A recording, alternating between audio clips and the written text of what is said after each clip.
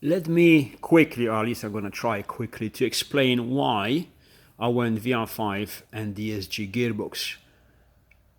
Why that and why that separately as well. Now, this isn't actually my first choice. My first choice would be 1.8 because we've proven it's just probably the best solution for these cars, for the frogs. They all look like a frog, so all frogs. MR2 Mark III, to be clear. Don't have to chop the bulkhead, don't have to do nothing. It's, if you want to, you can literally do the swap pretty much in a weekend if you're quick enough. To make it nice and tidy, maybe I'm exaggerating, maybe you need 4 or 5 days, so a week time, but it's very easy. Especially if you get the whole kit, but you can do, just basic stuff and do all the rest for yourself. 1.8 is this, as you know.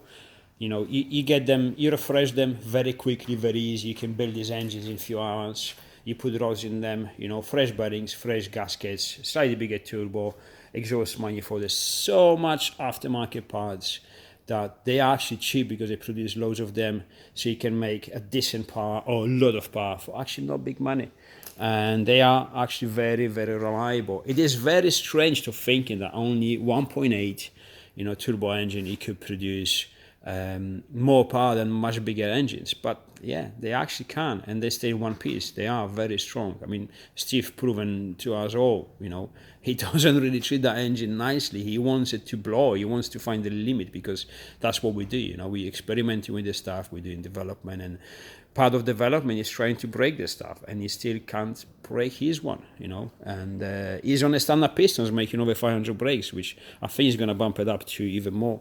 Anyways, that will be my first choice. However, I'm not saying that the VR5 Turbo sounds awful. No, I'm happy with it anyway. It requires more work, blah blah. However, the reason why I'm ruining this engine and this gearbox, let's say engine first, is because after we did 1.9 development of the 1.9 swap kit, all the bits and all the stuff, it was finished. We say, you know what? I'm pretty sure. Well, with Steve, I can't remember me or him, doesn't matter. We said VR6 or VR5 should fit in this chassis as well. Let's try it. And because it looked so simple and so quick, and it actually looked at all our engine ones will be pretty close or almost fitted. You say, oh, it's going to be easy, and then turns out it's not. It was sudden small changes, but we had to redesign everything from scratch anyway. So it turned out to be much longer of a process. We spent more money and time, but we have now 1.8 20-valve turbo, VR5, VR6, DSG, or 6-speed combination gearboxes to put in these cars, the whole kit and everything. So it's all good. So we've done this one. This was the VR6 manual gearbox, 6-speed. Obviously, we have to still change these arms. And mine was then essentially VR5 DSG, slightly different. So my car served as a development because yes, it was, it was sitting there outside doing nothing. So okay, let's use it for development, and I'm gonna keep this gearbox, this engine, which is fine, and I like it. The reason why 5-cylinder instead of 6-cylinder, well, because again, 6-cylinder was in this already, and I actually like the sound of the VR5. I didn't like it at the beginning, didn't like the idea, but the moment I fired up, I fell in love. It's the old school, golden era, let's call it, 80s Audi 5-cylinder rally cars sound. It sounds absolutely awesome. Power-wise, well, we'll see. I need to learn more about these engines. We're gonna see what it is. So it doesn't matter for now. It's gonna be scary anyway. One of these small cars. It's gonna be fast as anyway. It's gonna be over 500 brakes with no sweat, so we know how fast they are. Anyways, now let's go back to the gearbox. This is the biggest topic and the discussion of this and the update and massive change of this video. So DSG, this is the one of the best as we go for DQ250. Obviously DQ500, they're even bigger, stronger, but DQ250 can take massive power anyways. These are one of the best ones because these are the early ones, and these are the easiest to manage, the easiest to control, and easiest to work on. Apparently, this is what I heard, this is my research I've done so far. So There are three different ways to control these gearboxes. The first way is the way that I almost went to it, it was a DSG inside. There's a Facebook group, there's a guy who runs it, and they've done a lot of development, and they develop a small TCU. It's not actually that expensive to run these gearboxes. Now, the other option is to go for the full ECU, which at the end, this is what I opted because I needed a better ECU for this engine anyway, because these engines, they run standard ECU, which uses MAP sensor, no MAP sensor, which is not very great for turbo applications. You can, obviously, but it's better to have an aftermarket ECU, newer stuff, especially with the new generation ECUs, with all the safety features, and then you can run more cooler stuff, anti-lag, launch control, and dual fuel, and race fuel, and lots of different stuff. So it's beneficial anyway. And the difference in price between just the TCU for the gearbox or the aftermarket ECU that can control the engine and the gearbox, it wasn't much, so it was no brainer really. Initially I wanted to see how far we can push the engine on a standard ECU, but I was like, well, what's the point? What's the point? Just do it now, do it once, because I don't really have much time, and time is actually a very big topic on this video as well. So let me go forward. So these are the two options. However, these two options, so separated TCU for the gearbox on aftermarket ECU that can control the gearbox as well. The problem with that, which is not a problem, but this is the options, they communicate with the gearbox and they are able to give the gearbox enough information for the gearbox to run and to change the gears, and you're able to tell the gearbox what you want to do. So changing the gears, forward, back and reverse, blah, blah, and all that stuff. But then the gearbox has his own brain. It will decide how actually to do it, how much pressure to the clutches, which decides how much torque and power you can take before slippage, and a lot of different features inside. It's much more complicated than you think. Now, the third option, which is the best one, is to get an ECU, or TCU, transmission control unit. For the DSG gearbox for the company is called GTC, HTG, or something like this, three letters. You can find it on Google. Is one of the first ones that comes up, and that one actually allows you to control and to change the settings inside the gearbox. So you're gonna teach the gearbox how to do it in one software, in one control unit, which is great. But the downside is it costs about £1,600. Now, £1,600 plus the gearbox, plus the clutches, plus all the stuff around, plus all the work with the wiring, blah, blah. It's not that great for what we do. What we do is, like Steve says, value for the money. Value for the money in this case is like, once you have 500 brakes in one of these, you're fast. You're really fast. You're supercar fast. And if you want more, no problem. There's a VR6 in this. You can have 900,000 brakes. Is a hypercar killer. This will be supercar killer. This is hypercar killer. And Steve proven that only 500 brakes, don't need much because they're so light. But also they handle great, they handle the power great, they put it down on the floor very good and all this stuff. Well, we don't go through that. We all know all of this stuff already. Let's get back to the gearbox. So these are three options, and the third one is the one complete. Now the first two, they will require you to change the gearbox parameters inside from an additional software, which is VAG softwares, Volkswagen softwares. Again, not difficult to use, but you have to know how to use them. You have to get them. Is additional complications. Now, these are the ways to control the gearbox. The second thing, the main thing about these gearboxes is that some of them they're good, some of them they're not. This is what I've learned from forums and people who actually feed them and work with them. Some of them, you wire them up and never have any issues. Some of them are exactly the same and nothing but problems. So they could be, temperamental sometimes. Again, nothing you cannot fix, but it requires time and money. Time primarily. Now, another thing, let's say, for example, I want to change the gear ratio. You say, okay, why would you change the gear ratio? Well, we play with this stuff. We do development. We like this stuff. We like to go on a track. We like to go to do different, stuff. And gear ratio sometimes is good to be able to change.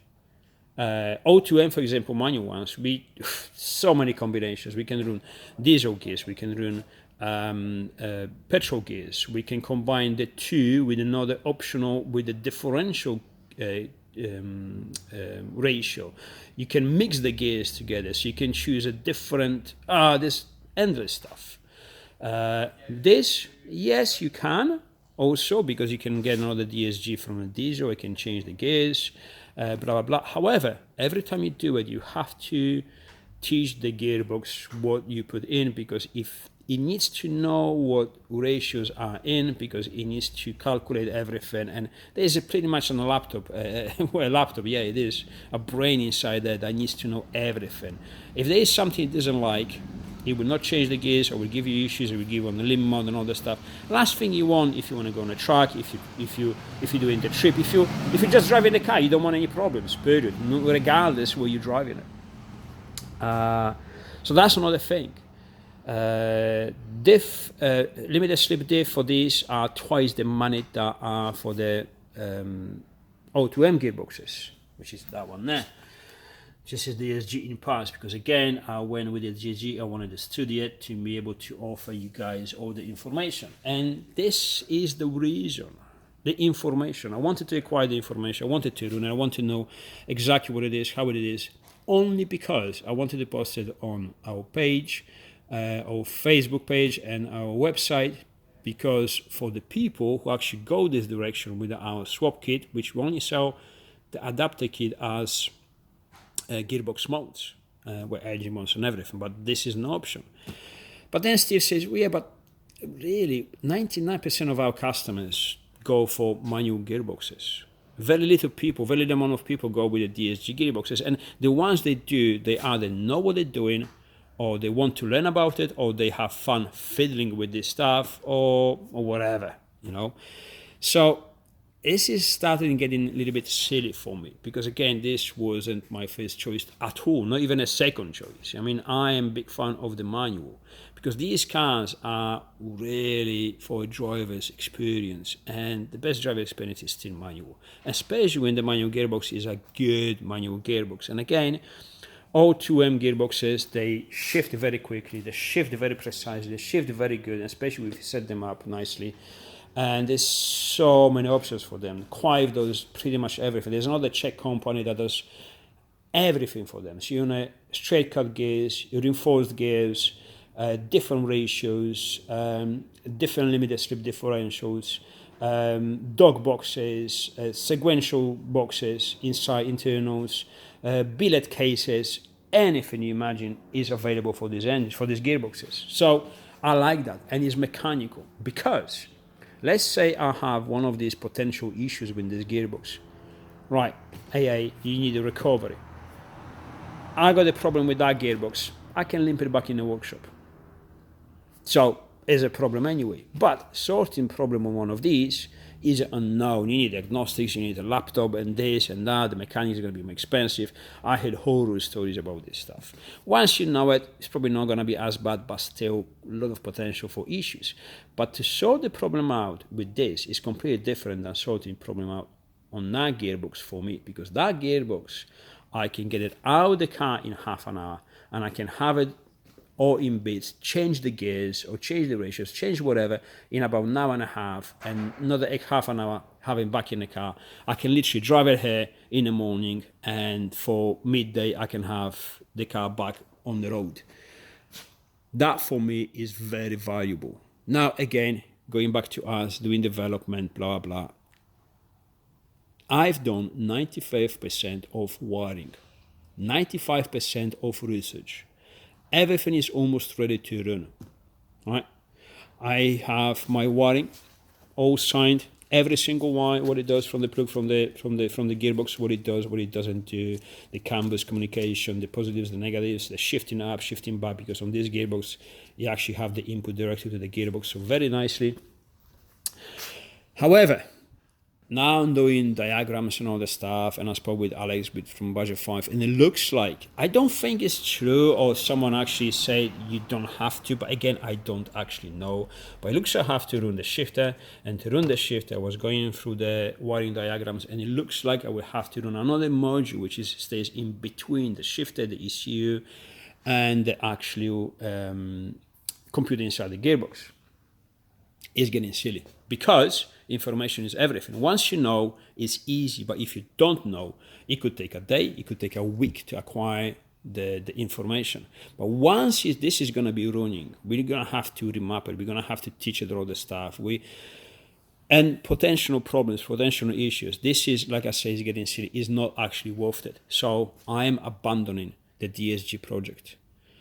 And I had a massive relief. I actually slept way better last night knowing that I'm actually doing the 6-speed manual, which the moment I put this phone down, upload this video, this is going out, and I'm gonna put the manual on, because I don't have a time.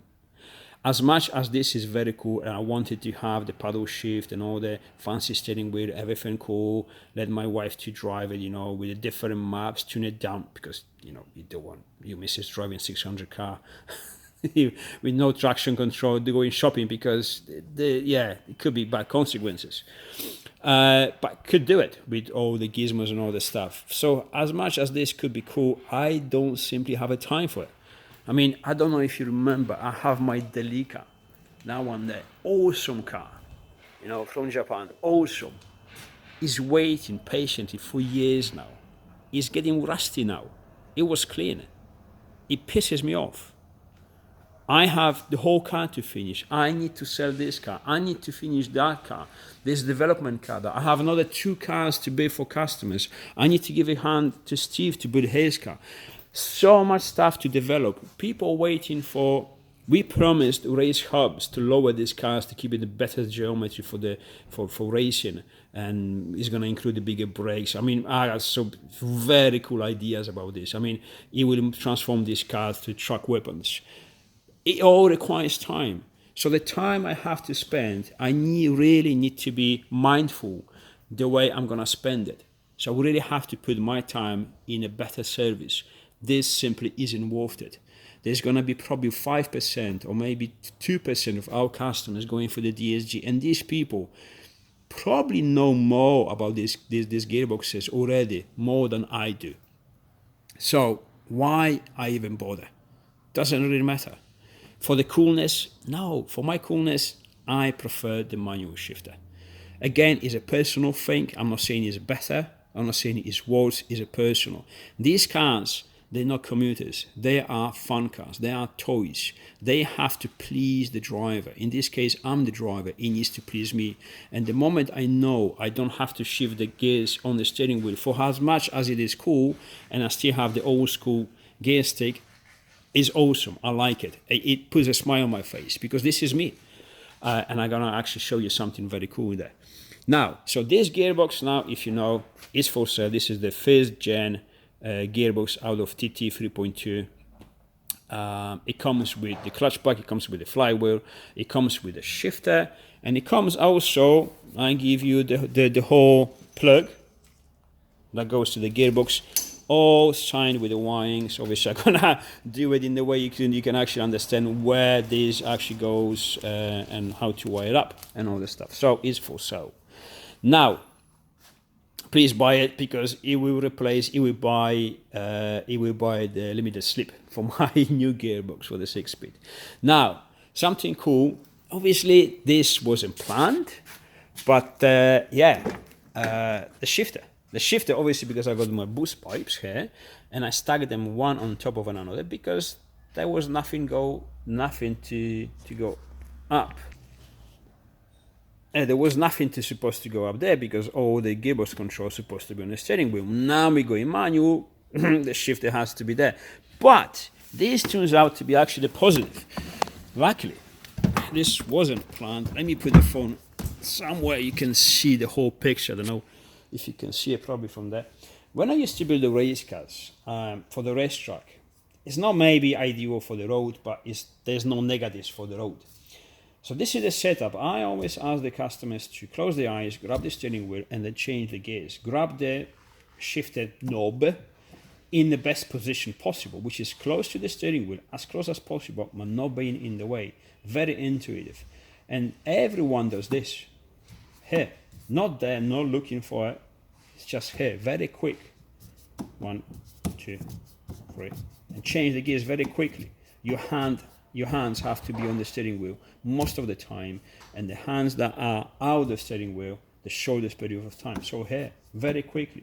Now with this you can play a lot of stuff. I mean, we can shorten this, you can make this longer with that lever. We've played with this already to make these gearboxes shift kind of personalized. Some people like it short, some people like them longer. You can really do a lot of stuff. Obviously this is mounted just temporary to see if the position is good, and if I like it, it's absolutely perfect. It's pretty much center line with the steering wheel. This is exactly what I had on my Silvia race car. So this, purely by case, just worked it up nicely. Obviously I have to make some nice mounts, blah blah, but this is it.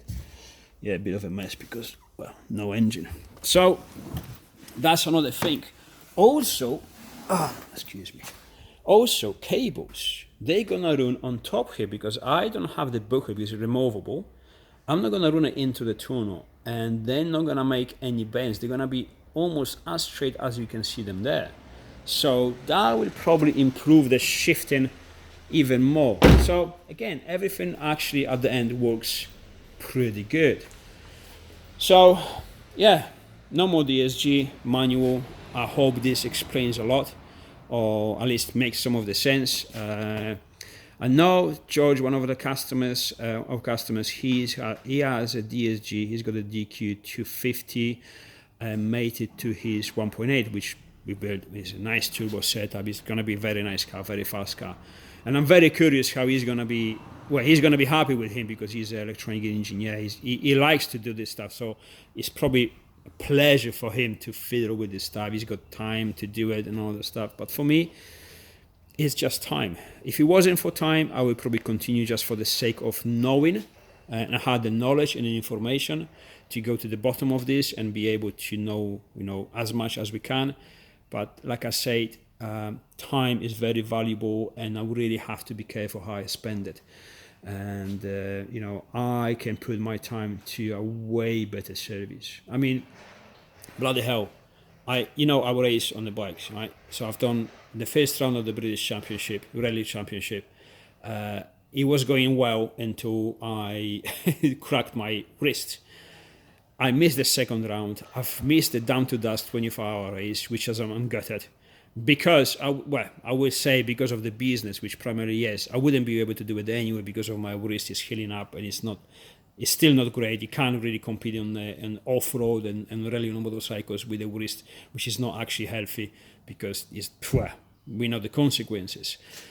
However, if my wrist was good, because of the business, the way it's going, and it's growing so fast, I wouldn't be able to do my racing anyway. So this shows you how little time I have. And I love racing motorcycles, and I don't have a time for it. So I'm not going to spend extra time for something that I'm not actually that keen anyway. And so there you go. That is the explanation. So we need a clutch, we need a diff. The gearbox is there, which is going on now before the clutch arrives. Yes, because it's only an hour to put one on, so I'm going to do it now. And maybe during this weekend, we can fire this engine up. Again, it was already working, but on a standard ECU, now aftermarket ECU. All right, see you soon.